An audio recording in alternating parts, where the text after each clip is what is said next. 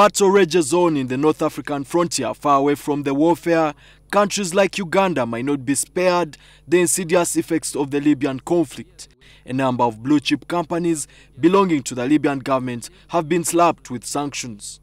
Here in Uganda, the Libyan government has interests in Tropical Africa Bank, UTL and National Housing and Construction Corporation, but still not clear whether these companies will feel the shockwaves when the sanctions begin to bite.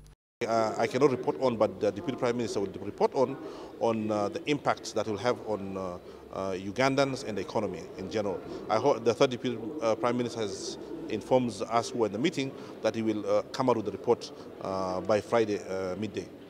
In the past, the government has pledged to cushion some of these firms from adverse effects arising from the Libyan conflict. The country is host to assets worth 900 billion shillings belonging to the beleaguered regime of Colonel Muammar Gaddafi in companies ranging from banking, telecom and housing sectors.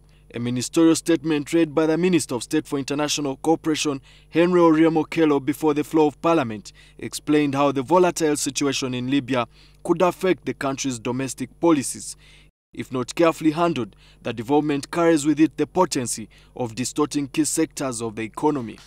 With an economy badly hit by runaway fuel prices and a general increase in commodity prices, the deteriorating situation in Libya is likely to dampen Uganda's economic growth aspiration for this year.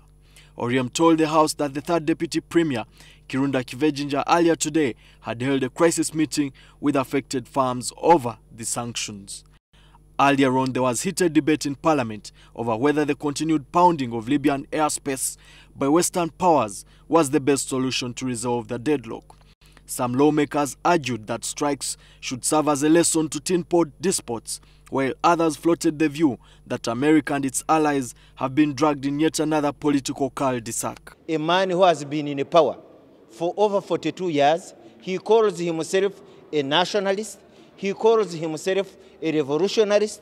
I don't care whatever he has done in his country, but 42 years is too much. Even in the African sense, if you drum a drum for over that long period, you must replace it with so many hide skins. Honorable Tink has been saying 43 years is too much for Gaddafi in power. 43 years begin with 1 year. So any sane member of parliament should say we need term limits. Killing Gaddafi or removing him from power forcefully at the cost of millions of people is worse than what Gaddafi himself is doing. They killed Saddam. Is there peace in Iraq?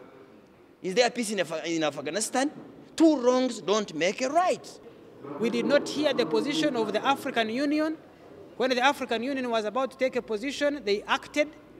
Even when they are not properly prepared to show how emotional the action was, they were not even having a common command up to now.